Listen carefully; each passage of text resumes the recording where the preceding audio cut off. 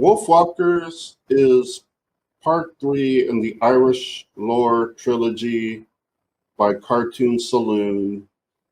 It's about a girl whose father is a hunter. They move to the city, and they're tasked with hunting the wolves out in the forest.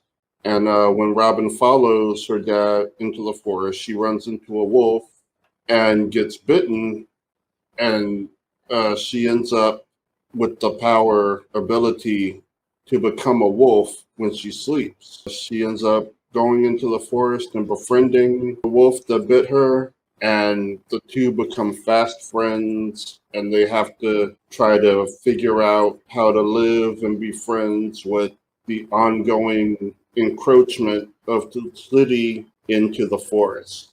I think that about covers it. Does that sound right? Mm-hmm. Okay. That absolutely sounds right. That's good stuff. We all got the chance to check it out. Oz, what was your take on Wolfwalkers? I liked it. It's an Apple TV original. If for whatever reason in the news you don't want to support Disney, it's another great I want to call it kids classic, because when you actually when I suggested watching this with the wife, and she kind of looked it up real quick, she said she thought it looked like a child's movie, and I get that the way, just looking at previews of it and things like that. But when you actually watch it, it's not really a child's movie, even though I think children would get a lot of enjoy. It's for everybody, I guess is what I'm saying. The art style, it's how do I describe it? Classical. It looks like a kid's book. I mean, the backgrounds are kind of like a painted. The characters aren't drawn like a traditional cartoon. They look like, every image looks like it could be in a storybook. Mm-hmm. Which, I mean, it's kind of a fairy tale. I think you learn some life lessons. I think people are sleeping on it, because I hadn't heard of this until you guys. And this movie could easily be a classic, in the same vein as like Disney, like in the tradition of, classic Disney, Snow White, Cinderella, all that. I think this would fit perfectly in there. It's a good story. You learn some lessons. It's targeted for kids, but it works for adults. It's just, I don't know how to explain it, really. All ages. Maybe a movie, period. Yeah, it's a good story. It's well animated. I don't know. Maybe you guys can describe it better. For me, it hits on a lot of things that I like. The Christian expansion of Europe, and the destruction of the pagan and the nature, which is something that I feel is today, and they kind of echo that in that sentiment of how Ireland was taken over by the British. And but it's really about the nature, getting rid of nature and expanding the human race, for better or worse, homogenizing it, but still subjugating it. Yeah. Finding a different way, a different reason to separate everybody. And but then it's the story of this father and his daughter that are put in this situation, and then they have to deal with this new environment, feeling like they don't belong, but they have to, and doing what it takes, and the fear that the father has to protect his daughter and give her a semblance of family after their own tragedy, and then her finding a family, and then him becoming part. I can tell you about 6 different instances where I cried like a little bitch in this. Because it's fucking, they should put that on the back of the box.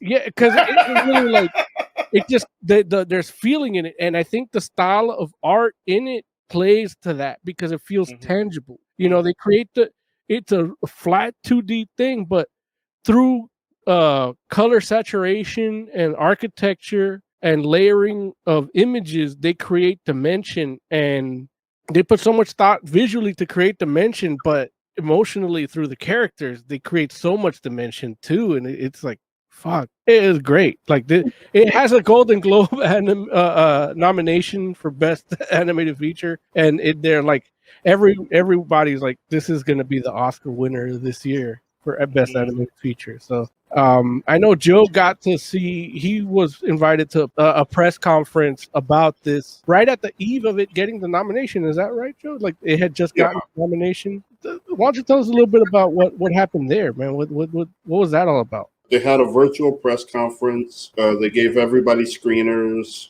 which I'll be honest, the screener was kind of fun to me because you get your own personal watermark just to make sure you don't like pass it out. Like if you do, then you have your name like as the watermark. It's kind of fun. Wait, so there's a version with your name on it? Yes.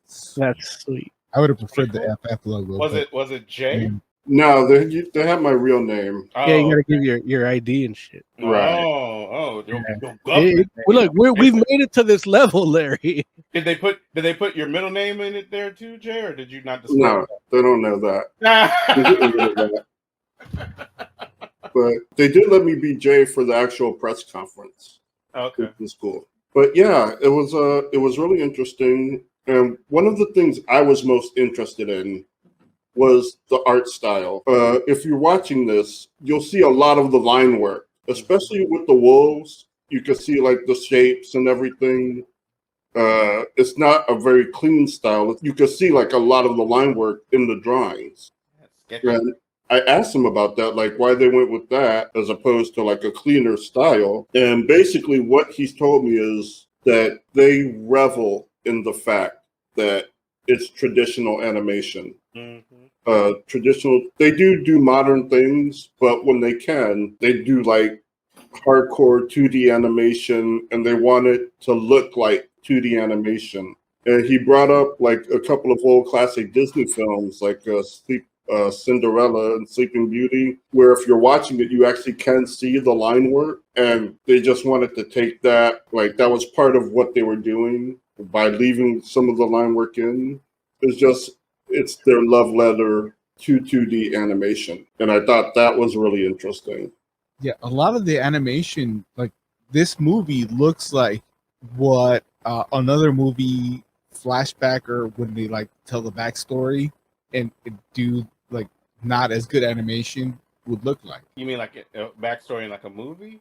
Yeah, like if you're watching a movie and then that's 3D, Pixar, whatever, and then they start telling a history of something and it goes into like this older style 2D animation. That's what this movie felt like. You know what it felt like to me? It felt like when you buy those books, the art of Monsters Inc. or the art of Toy Story, where you see these art pieces of like the paintings they did to kind of create this 3D world. But it all starts with a pencil and paper. And then like Joe said, the love letter to that style. And this is it, man. Because even like the motion, like when Maeve just jumps, like all you see is just the hair flowing. And in some instances, the I'm a stickler for the frame rate. Like I like stuff to look fluid with it. I've been spoiled by anime. Yeah, they know exactly where to cut to make it look fluid, even though it's staccato, for lack of a better word. And this one they did that, but then when it needed to be fluid, it was so fluid. And then when the story took over, it just everything. It felt like almost like an acid trip. Like you just feel everything that the characters are going through. You're like in it. Like it's so crazy. And it took me about 4 hours to watch it because I watched half. Then I had to go do what and then looking at my dogs, the little ridges on the design of the wolves. My dog has that because he's a husky, so it looks like a wolf. And it's like just seeing the personality, even in the wolf drones, if you would call them that, like the way they change with the communication of the Wolfwalkers. And they could look cute, they could look vicious, they do what they got to do. And seeing my dogs after seeing that movie and then going back to them, I see that artistry in that design. The design of the town, when you talk about the art design of this film, it's like they designed a cage for people, and it's like we're in cages. We're already in cages. Like that fight of the pagans versus the civilized. We're in a society, we got to be civilized. We talked about earlier with the Joker, but it's like, yeah, these motherfuckers are in a cage, in a big cage, and it's the Irish people. It's the British put them in a cage, and then they're trying to do. And the historical aspect, I know they chose not to talk about Cromwell, but that was Cromwell's thing when he led the charge in Ireland to make all the wolves extinct. And it took me into this rabbit hole of like, there's actual history of when like the last wolf and the second to last wolf was killed in Ireland because it was just such a big massacre. And it just, somebody that kind of following that here with the mountain lions here in the West Coast and the wolves in the US and trying to do my part to conserve that because we need that. Like this virus this virus we're all dealing with right now is part of that. This movie, as awesome as it was, is also a reminder that there's worse to come. That was Moses' takeaway. Yeah, It's because like, we don't this learn. movie was We so don't good. learn. It reminded me how terrible it could. We're one day away from it all falling apart. We don't learn. We don't learn, Larry. We don't learn. Humans don't learn, and that's why we're not wolves. The dad had to learn the hard way. Mm-hmm. The Cromwell guy refused to learn. Like he just stuck to his faith and cut his belt and just went to his death. He'd rather die than to compromise and live and become one, respect the nature that he's trying to be a part of. That's the analog for us now. We got to start. Yeah, that's a whole other show. There it is, right? Mo's about to say, wear your mask, double mask. Thanks. Look, wear your mask and wash your hands and stay away from people. Like that's it. Like I've come close. Go to Comic-Con 2021. Yeah. So listen. I will say that I think you all did masterful jobs of expressing yourselves and talking about this movie. I think you all hit all the major points. I mean, at the end of the day, like I'm not gonna talk a lot just because a lot of it, like you all said a lot of the things that I felt, but artistically, it's a joy to watch. From a story perspective, it's gonna tug at your heartstrings, and it's captivating in multiple ways and multiple points throughout this movie. It's no surprise that this movie has been nominated and won all these awards because it's a joy to watch. And like Oz said, you can watch it with your entire family. Everyone's gonna enjoy it on different levels. But more to Oz's point, there's gonna be one fundamental level that everyone's gonna enjoy it on, and that's awesome because that's not something you can say about everything. And so, I think it's an amazing flick. It deserves it's getting recognition. Obviously it came out in 2020, and so that means in America, some people have seen it, some people haven't, but it deserves much wider recognition in America than it's received thus far. Because, like Oz said, it was a sleeper. As far I hadn't heard of it at all. Yeah, if I wasn't part of this show, I don't know if I've ever would have heard of it. Exactly.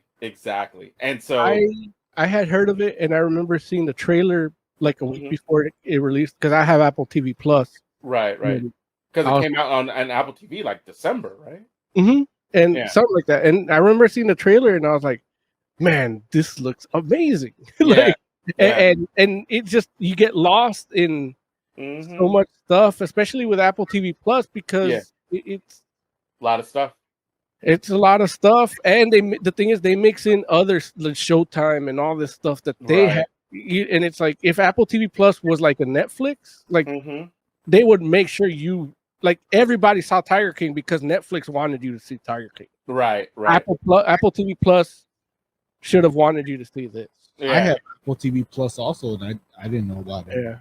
The only thing that I'll say about this that I don't think anybody else has said up until this point is that I couldn't help but watch this and in my mind think like, dude, like this seems like the indie video game of the year.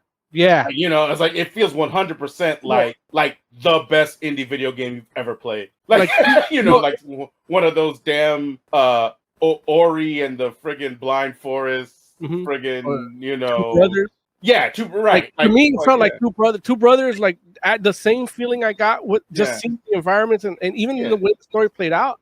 For me, it's like Two Brothers. Yeah.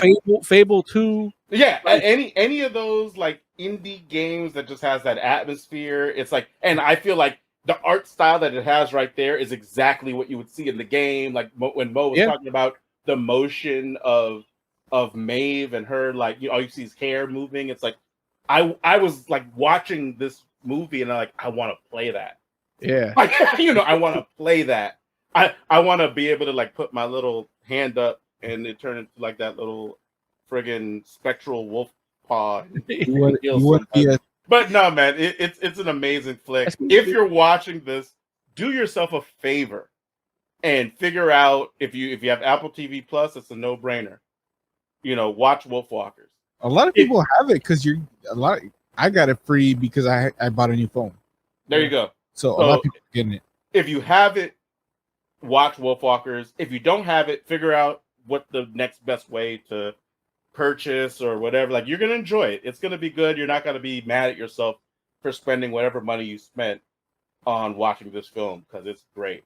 So I'm just gonna go ahead and put my rating out there right off the top. This is 5 out of 5 for me. I loved it a lot, and I was pleasantly surprised just because when I went in, I didn't know what I was gonna watch, and I was like, oh, like between the adventure story and the Irish folklore and the storybook 2D animation, I was just like, man, it's great all around. So like from beginning to end, love it a lot. 5 out of 5 for me. What do you say, Oz? Well, they had some problems with the way. No, I can't find it. I've been railing against how redheads have been treated in popular media. So 5 out of 5. There it is. I want to find faults with it. Can't really. That's fair. What about you, Moses? I wouldn't say it was a fault, but that scene where the little musical number with the song, I don't know who sings that song in the movie. I don't remember her name. Aurora. Well, Emily actually has the song. Like, she's a fan of the song. Aurora. Yeah, she'll tell me right now. But for me, in my head, I was listening Ozzy Osbourne's "Bark at the Moon."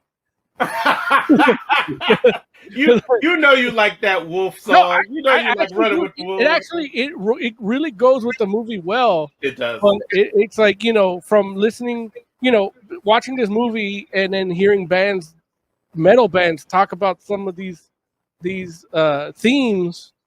It's like, this is perfect for metal, but not everything has to be metal. But Wolves in the Throne Room, named after something like this, But and Bark at the Moon, so it's like, yeah, for me it's like this, but it's not just for me; it's for everybody. And that song is actually a really good song. The singer, if it's who I think it is, she does a really good rendition of Space Oddity, David Bowie's Space Oddity. But yeah, it was. I wasn't even expecting a musical number in it, but it just played so well with the animation. So like all this to say, it's a 5 out of fucking 5. 6 out of 5. Like, building on that, because you didn't expect a musical. This is a kids movie. I expected it to be a musical like classic Disney, and you only get like 2 songs, and they're both done well, and it's great fucking. Subculture girl in chat says Aurora. Yeah. Oh man, I wish I also did talk to the composer during the press conference. Oh yeah. And it was actually pretty interesting hearing him like talk about his process. Like there's like an Irish band he worked with when coming up with all the music, and that was pretty interesting. Just hearing his process and like him talking about like doing the score for this, and really interesting. The score was really good because it didn't overpower and it added to the emotion of what was happening. It's probably one of the best crafted animated films I've seen in a long fucking time. And Jay, what would you rate it? I would give it a 5 out of 5. I loved it. I love the animation. I love the characters. I love the artwork. I even love the end credits where they show the characters even more line art. That was awesome to me. Yeah, there's just nothing wrong with this movie. Like, I love it. The only thing wrong with this movie is more people aren't watching it. There it is.